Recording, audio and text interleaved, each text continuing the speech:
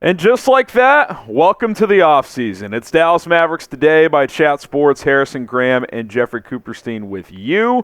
The NBA Finals are over, and the Celtics are champs, but what a ride it was for the Dallas Mavericks. And we just want to start there. Coop and I slept this one off, and I think I'll speak for myself. I think Coop would say the same, though, that it was a heck of a journey, and you guys joined us for every step of the way. Shout out to all the new subscribers. Shout out to all the longtime subscribers here on the channel. The coverage doesn't stop. It just changes a little bit. So we appreciate all of you, and hopefully you woke up today and, had a little disappointment, but overall appreciated this great run. But jump right in. The goal doesn't change, Coop. How do you win a title? Could bringing in LeBron and his son be an answer? Now, don't click off this video because we're not just throwing shit at the wall. Marc Stein, who's as connected to the Mavs as any NBA insider out there is, reported in the middle of the finals that the Mavs are interested in drafting Bronny if he fell to 58. Now, he did acknowledge that that would be unlikely, but if they're already showing some level of interest, Coop, that catches my attention. Who knows? Maybe they end up with another second-round pick if they move off one of these players. You never know what could happen. So it caught my attention, and, we kind of talked about it last night. If you're looking to close the gap and win a title, kind of sounds crazy, but on a 1 or 2 year deal, LeBron may not be the worst option if you could make it work. Yeah, I think it's definitely a story to monitor. I don't think the Mavs would leak to Marc Stein that they have interest in Bronny James for no reason. Obviously, if you're interested in Bronny, it's because you want to have some sort of communication with LeBron down the line. So I do think it's something to monitor.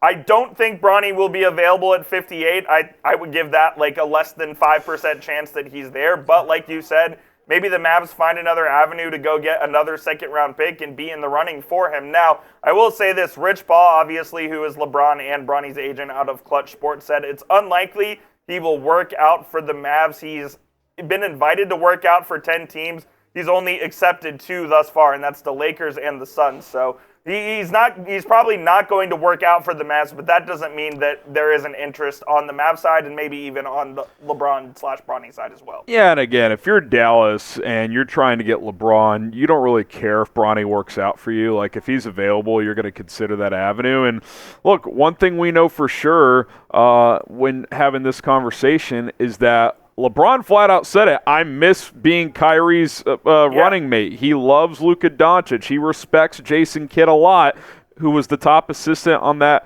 Lakers title team in the bubble a few years ago. As far as Bronny goes, there's no doubt this would be a developmental type of pick. Like, if he became anything in the NBA, you'd be happy with it. But the goal, especially for a team like the Mavericks, who just was on the I don't want to say on the cusp, but made the finals and had a chance to win a championship, would be to, hey, we're in this win-now window. If we can get LeBron for 1 or 2 years, that's worth a second-round pick investment in our eyes.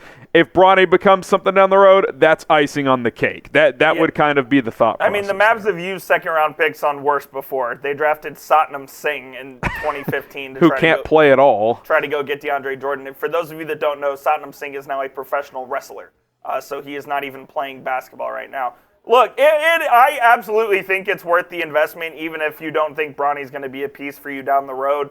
If it means getting LeBron in here, I think he still has 2 pretty solid years left in him, and we'll talk about the LeBron side in a second. But as far as Bronny goes, I mean, I think the connection is there. If you draft him, that means you have a better chance at getting LeBron. So I do think it's worth the risk, but how much are the Mavs willing to pay to do that? I guess we'll have to wait and find out. Yeah, look, I think it's a no-brainer. If he falls to 58, and this is where you guys can weigh in, should the Mavs draft him, type D for draft, P for pass? I think it's almost an automatic trigger pull, even if you didn't end up with LeBron. This is not a very good draft, and the chances of getting a legitimate player at 58 aren't that great. They never are. You're going to sell some jerseys at 58. You're going to fill some G League seats.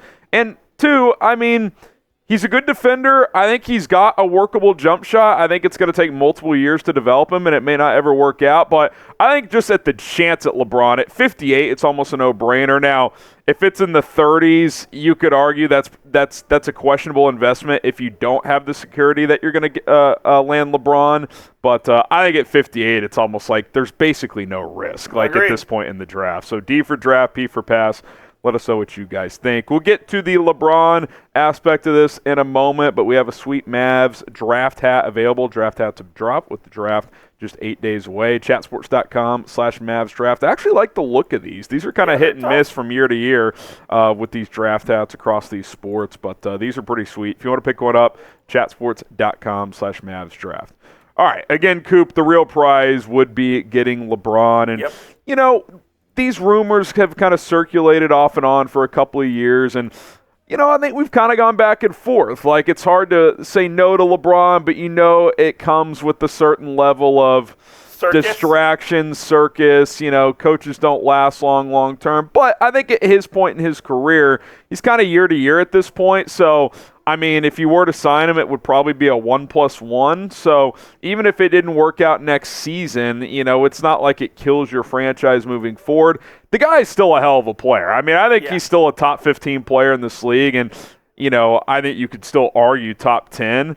And at most, you would need him to be your number 2 or even your number 3. I don't think the pecking order really matters. It would be the big 3 of Luka, Kyrie, and LeBron. All 3 of which seem to like and respect each other at this point. So, listen, I think after what we just saw in the finals, there's clearly still a gap between yourself and the best team in the NBA. I don't think Dallas can afford to just kind of rest on its laurels and run back the same team with at least trying to look for different avenues. And I think LeBron, there's at least a chance there due to the relationships in place. And I also want to make this clear. If LeBron wants to be in Dallas next season, he will be. I mean, there's complicated salary cap gymnastics that Nico Harrison will have to kind of figure out, and maybe we'll talk about some of those in just a moment. But if LeBron wanted to be a Maverick, and if Bronny was here, LeBron will be a Maverick. I want to make that very clear. I don't think the Mavs would pass up on the chance to get LeBron if they were offered it. So there's that. But also, I mean, I do think the Mavs have kind of the pieces in place to have a legit shot at signing him. We talked about the relationship with Doncic and Kidd. He knows Nico Harrison with his time at Nike. The Mavs are a win-now team. They just won the Western Conference, and they're trying to maximize their window here. And if they get Bronny James, whether it's at 58 or they trade up to get him or whatnot, I do believe the Mavs are one of the maybe 5 or less teams in the NBA that have a chance to sign LeBron this offseason. And look, when you're talking about those roster gymnastics, moving things around, like obviously they'd have to shed a few contracts, but LeBron can opt out of his player option that he has with the Lakers, which most expect him to do. And if he wants to be here bad enough, he can take a little less. Now, he's not going to sign for like the mid-level exception or something like that, but he might sign for $30 million instead of 40 plus. Like that's a possibility if he really wants to be here bad enough. If you were to pull this off, Luka, Kyrie, LeBron, Washington, and Lively is probably your starting 5. You're probably shedding a guy like Tim Hardaway Jr. and Maxi Kleber. You're probably not bringing back Derrick Jones Jr. unless he wants to play for the taxpayer mid-level, which I think Tim McMahon said is about $5.2 million. Yep. So, I mean, maybe he'd do that for 1 year if he really likes it here, but I got to think teams are going to offer him full mid-levels out on the open market. And but if you can get LeBron, I love Derrick Jones, but hey, thanks for the season. We're going to take our chances with LeBron here.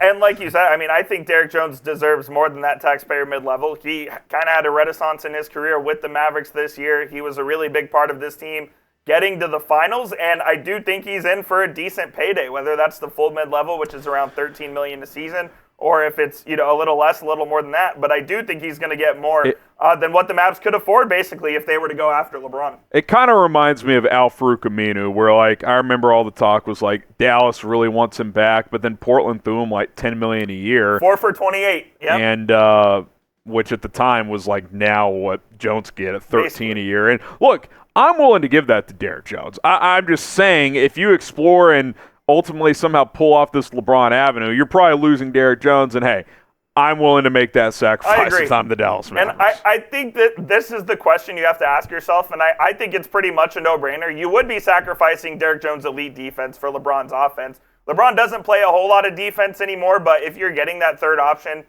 in LeBron on the offensive end that opens up the floor that much more, I do think the trade-off is worth it. Like we said, loved what Derrick Jones has done for this Mavs team, but if you have the chance to acquire, I think the second greatest player to ever play this game, you probably do it. And let's be honest, what was the issue in the finals for the most part for Dallas? They couldn't score. Yeah. They were held under 100 points in all 4 of their losses. Yep. Now, in a vacuum, a Luka and Kyrie offense is going to score against most teams, but clearly it was an issue against Boston. And I don't think you operate necessarily your entire offseason to beat Boston. You're going to have to get through a Western Conference. It's going to be a gauntlet. But chances are, if you're going to win a title, at least next year, probably going to have to go through Boston eventually, because I think they're the clear favorites in the Eastern Conference once again, especially if they bring back Derrick White, which I think they're going to go into the major tax money to do so. Why wouldn't they? Yeah, I think they will as well. They're going to be a second apron team and do everything they can to try to keep this thing rolling. So you got to find a way to get closer to them and close that gap. That's the name of the game now for the Mavericks for sure. Yeah, and LeBron James certainly helps you do that even at his advanced age. Who would you rather have, LBJ for LeBron, DJJ for Derrick Jones Jr.?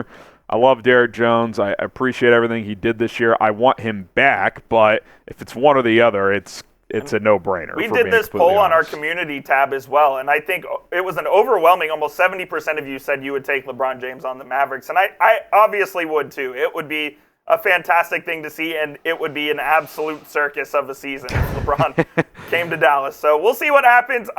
If I had to put it right now, I'd say it's 10% chance of happening, which is maybe higher than it was in the past. So yeah, we'll have to see. 10% is like a real chance. Yeah. So we'll see what happens. Here's what's coming up soon on the channel. We'll get into a Mavs perfect offseason. Maybe getting LeBron will be on that video. Take a look at some draft targets at the number 58 pick, as the draft is just over a week away. I think we do need to assess what can Dallas do to get over the hump against Boston if they get that opportunity next year.